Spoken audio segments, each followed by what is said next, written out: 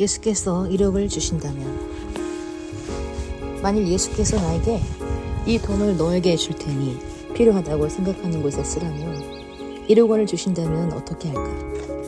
우선은 받는 것을 사양할 것이다. 나는 그 돈을 가볍게 쓸 수도 없고 훌륭한 경제 계획을 세울 능력도 없기 때문이다. 나보다 유능한 사람에게 줄 수 있도록 사용하는 것이 떳떳한 도리가 아닐까 싶다. 그래도 나는 너에게 맡기고 싶다고 하신다면 어떻게 할까? 나나 내 가족을 위해 쓸 수 있을까? 전혀 그럴 수는 없을 것 같다. 우리 살림에 필요한 돈은 내가 벌어야 하고 전부터 벌어 쓰고 있다. 가까운 친척 중 한 사람이 재정적으로 어려움을 겪고 있으니 그들에게 줄 수 있을까? 그런 생각은 떠오르지 않는다. 가난한 친척은 가족들이 돕는 것이 원칙이고 노력의 대가가 아닌 경제적 수입은 결국 경제적 자립을 해치기 쉽다. 대부분의 교회는 예수께서 주신 돈이면 교회에 헌금을 해야 할 것이라고 생각한다. 재물을 하늘에 쌓아두라고 하는 뜻을 교회로 생각하는 까닭이다. 그러나 나는 그렇게 생각하지 않는다. 교회는 돈을 맡아서 소중하게 쓰는 곳이다. 교회는 재산이나 돈을 소유하는 기관이 아니다. 내가 잘 아는 어떤 장로교회는 헌금이 많이 들어오자 그것으로 땅을 샀다. 하지만 결국 토지 개혁으로 그 부동산이 헐값에 농민들에게 돌아가 버렸다. 교회 입장에서 본다면 큰 손해를 입은 셈이다. 그러나 사회인의 입장에서 본다면 그것은 잘된 일이다.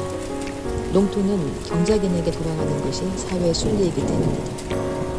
예수께서는 어떻게 생각하셨을까? 교회는 가능한 많은 것을 나누어줘야 하지 소유가 목적은 아니라고 말씀하실 것이다. 내가 다니는 교회에서 훌륭한 예배당을 건축한다면 나는 예수께서 주신 그 돈을 건축 헌금으로 바칠 수 있을까? 사정에 따라서는 가능할지 모른다. 그러나 예배드릴 장소가 없는 농어촌의 가난한 교회 정도라면 몰라도 서울에 있는 풍족한 교회라면 헌금할 생각이 나지 않는다. 만일 훌륭한 교회가 파이프 오르간을 설치한다면 예수의 이름으로 헌금할 수 있을까? 그때도 예수께서는 당신의 이름으로 기념사업이나 헌금하는 일은 그만두라고 당부하실 것 같다. 그러면 그 돈은 어디에 쓸까? 실업자가 되어 경제적으로 어려운 사람들에게 나눠주면 어떨까? 생각에 따라서는 가능한 일이다. 열심히 일해 자력으로 경제적 곤란을 해결하려고 애쓰지만 하루하루 입에 풀칠하기도 어려워 영양 부족으로 고생하는 이들이 있다면 나는 풍성한 예산을 가진 교회에 헌금하는 것보다 그 가족에게 기꺼이 주고 싶은 마음이다. 큰 예배당 주변에 굶주린 이웃들이 있다면 나는 예배당에 헌금하기보다 가난한 이웃을 위해 돈을 쓰는 것이 경제의 신앙적 원칙이라고 생각한다. 나의 직장은 학교였다. 상당히 많은 대학생이 등록금을 낼 길이 없어 학업을 중단하기도 했다.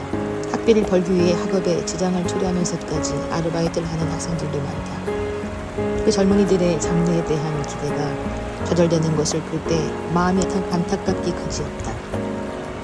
그들에게 이 돈은 예수께서 나에게 준 돈인데 이 돈을 자네에게 줄 테니 열심히 공부해서 훌륭한 인격을 갖추고 보람 있는 인생을 살아주게. 그리고 그 일에 경제적으로 자립하게 되면 자네와 같이 가난으로 고생하는 사람들을 힘이 닿는 데까지 도와주게 라고 말하면서 건네주고 싶다. 나는 필요 이상으로 큰 예배당을 짓는 것보다 경제 형편이 어려운 사람을 도와주는 것이 더 값진 일이라고 믿고 있었기 때문이다. 나와 비슷한 생각을 하는 사람들이 상당히 많은 것으로 안다. 한 친구는 나에게 국가가 국민들의 세금을 가치 있게 쓴다면 자기는 세금과 연보의 질적 차이에 대해 가치판 돈을 내리고 싶지 않다는 말을 했다. 돈을 교회에 묻어두기보다 가난한 국민을 위해 쓰는 것이 어찌 설무심하고 반문한 것이었다. 수술비가 없어서 수술을 받지 못하는 사람이나 생명을 잃어야 하는 가엾은 환자들이 있다면 나는 기꺼이 그들에게 돈을 주고 싶다. 그들은 누군가의 베품과 사랑으로 당장 목숨을 구해야 하는 사람들이기 때문이다. 보호받아야 할 어린이나 지체장애인, 청소년이나 정신 장애인들이 돈으로 사랑의 보호를 받을 수만 있다면 나는 즐거운 마음으로 그 돈을 내놓을 수 있을 것 같다. 예수 그 뜻을 옳지 않게 보시지는 않을 것이다. 무엇 때문에 돈을 사용하는데 이런 순서를 생각하게 되었을까? 경제력은 인간을 위해서 가장 값지게 쓰여야 하기 때문이다. 돈의 참다운 목적은 인간을 위해서이다. 구약시대의 사람들은 돈을 하나님을 위해 쓰는 것으로 착각했다. 그러나 하나님께서는 인간의 돈이 필요할 정도로 가난하지도 않으시며 성전을 짓고 교회 행사를 위해 많은 돈을 쓰는 것보다 가난한 이웃을 위해 쓰는 것을 더 원하셨을 것 같다. 세상의 아버지를 생각해보자. 한 아들은 돈이 많아 큰 잔치를 벌이고 큰 집을 사는데 다른 아들들은 굶고 있다면 그 아버지는 돈 많은 아들의 처사를 기뻐하겠는가? 중세 기독교가 그런 과오를 범했기 때문에 종교개혁을 통해 개신교가 등장했던 것이다. 하물며 하나님의 일을 위해 쓴다며 모은 돈을 교회를 치장하거나 별로 필요하지 않는 행사에 쓴다면 그것은 큰 과오를 저지르는 일이다. 종교개혁 이전의 기독교가 그런 잘못을 감행했다. 로마 교황은 큰 성전을 지을 자금이 모자라게 된 데다 호화로운 생활을 하기 위해 수입이 필요했다. 그러나 교황은 세금을 걷기가 어려워졌다. 가난에 시달리는 국민들이 세금의 사용에 대해 불만을 품었기 때문이다. 돈을 거둬들이는 방법은 하나밖에 없었다. 순박한 국민들이 갖고 있는 신앙심을 경제성과 결부시키는 것이었다. 처음에는 성경에 있는 헌금에 필요한 내용들을 설명했다. 헌금을 거두는 가장 편리한 방법이었기 때문이다. 그러나 그 돈이 값지게 쓰이지 않으면 안 국민들은 헌금 내는 것을 기피했고 가난한 교인들은 먹고 사는 일이 더 시급했다. 그때 찾아낸 방법이 면죄부를 파는 것이었다. 헌금을 하면 그 헌금의 대가로 우리의 죄를 용서받을 수 있으며 이미 세상을 떠난 사람들의 영혼도 천국으로 갈 수 있다고 선전했다. 심지어는 여러분이 내는 헌금이 땡그랑 소리를 내며 헌금통에 떨어지는 순간 지옥에서 대기하고 있던 여러분 가족의 영혼이 천국으로 올라간다는 표현도 서슴지 않았다. 돈 한 푼이 아쉬워 가난한 국민에게 이런 설명이 통하지 않자 고위 성직자까지 면죄부 파는 일에 앞장서게 되었고 헌금을 거둬들인 성직자는 물론이고 자기 영토에서 그 일을 하도록 허락해준 국왕도 한 몫을 차지하게 이르렀다. 용서받을 수 없는 과오가 아닐 수 없었다. 상황이 이러하니 종교가 개혁되지 않을 수 없었고 개혁은 종교의 역사를 새로 쓰는 데 기여했다. 예수께서도 유월절을 계기로 제사 물건을 팔아 수익을 올리고 시중에서 사용하는 로마 돈을 헌금에 쓰는 이스라엘 돈으로 바꾸어주면서 이득을 얻는 제사장과 교권자들을 책망하며 하나님의 전을 강도의 소굴들로 만들었다고 크게 분노하셨다. 채찍을 들어 성전에서 장사하는 무리를 내쫓고 돈괴를 뒤엎었으니 예수의 분노가 어느 정도였는지 짐작할 수 있다.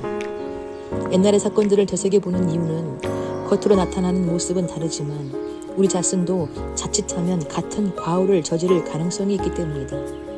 그리고 지금도 일부에서는 같은 과오를 범하는 사람들이 있다. 유사 종교가 생기는 것도 일부 기독교가 사회의 걱정거리가 되는 것도 마찬가지 이유에서이다. 우리는 경제적인 목적과 치부를 일삼는 종교를 걱정하고 삼가면서 우리 자신이 같은 유치에 머문다면 그 결과가 어떻게 되겠는가. 세상의 지혜로운 사람들도 돈은 그 자체가 목적이 아니며 값진 삶을 살기 위한 수단일 뿐임을 알고 있다. 지금은 기업을 운영하고 있는 경제인들도 이윤치구나 치부가 궁극적 목적이 아님을 인정하고 있다. 그래서 자본주의 자체가 소유체제에서 기여체제로 변하고 있다. 그것이 경제의 발전의 원리이기도 하다. 그런데 아직도 소유의식을 넘어서지 못하는 종교가 있다면 어떻게 그런 종교가 현대사회를 이끌어갈 수 있겠는가. 따라서 우리는 올바른 경제관을 확립해야 하고 그 방법의 하나로 예수께서 주신 1억 원을 어디에 쓸지 생각해보는 시간을 가질 필요가 있다. 예수께서는 그 1억 원을 어디에 썼을 것으로 생각하는가? 물론 우리는 그 문제를 개인적인 면에서 생각해 보았다. 인간은 누구나 개인 경제의 일면을 가지고 있기 때문이다. 그러나 더 중요한 것은 경제의 사회적 성격이다. 후진 사회의 크리스천들은 신앙을 개인적으로 취급하거나 가정의 과제로 여기는 경우가 많다. 그러나 선진 사회에서의 신앙은 사회적인 의의가 강조되며 교회는 사회적 책임이 있다는 신념이 강하다. 그래서 후진 사회일수록 열심히 모이고 번잡한 교회 행사를 즐기는가 하면 선진 사회에서는 그리스도의 정신과 이념을 어떻게 사회적으로 실현할 것인가에 중점을 둔다. 어떤 면에서 주여 주여 하고 입으로만 부르는 사람은 후진 사회에 많고 직접 하나님의 뜻을 실천하는 사람은 선진 사회에 많다는 이론이 성립될지도 모른다. 아직도 우리 주변에는 고아원을 운영하는 것도 기독교 사랑의 실천이지만 큰 회사나 공장을 경영하는 것은 치부를 위한 수단이라고 잘못 생각하는 이들이 없지 않다. 그러나 많은 회사와 공장이 문을 닫게 된다면 개인적인 구제 사업만으로 빈곤 문제가 해결될 수 있을까? 정치가 잘못되어 혁명이나 전쟁이 벌어진다면 구제품을 모으는 것만으로 그 비참을 극복할 수 있을까? 그렇다면 경제 문제도 사회 발전을 통해 해결되어야만 할 것이 아닌가? 사회가 발전하더라도 돈은 그 자체가 목적이 아니고 소유가 최선의 길이 아니라는 경제관념에는 큰 변화가 없다. 돈은 그것을 필요로 하는 가난한 사람에게 선용의 가치가 있다는 사실을 깨닫는다면 교회가 지니는 경제적인 의도 쉽게 찾을 수 있다. 경제 문제 해결의 첩경은 가난 때문에 인간적 삶을 영위할 수 없는 사람을 위한 경제 정책을 최우선으로 실시하는 것이다. 국가와 사회 경제가 모두 그런 방향으로 목표를 설정하고 있는데 교회만 아직도 편협하고 낙후된 경제관을 갖고 있다면 그것은 큰 불행이 아닐 수 없다. 그런 점에서 크리스찬은 자신의 모든 재산이 예수로부터 위탁받는 것이며 예수 그리스도 대신 쓰는 것일 뿐이라고 생각하면 크게 잘못이 없을 것이다. 오늘도 김영석 교수님의 예수를 믿는다는 것의 일부를 낭독해 드렸습니다. 주님이 기뻐하시는 경제관과 또 주님이 기뻐하시는 삶을 통해서 하나님께 영광을 돌리고 이 땅에서도 주 은혜 가운데 풍족한 삶 사시기를 주님의 이름으로 축원드립니다.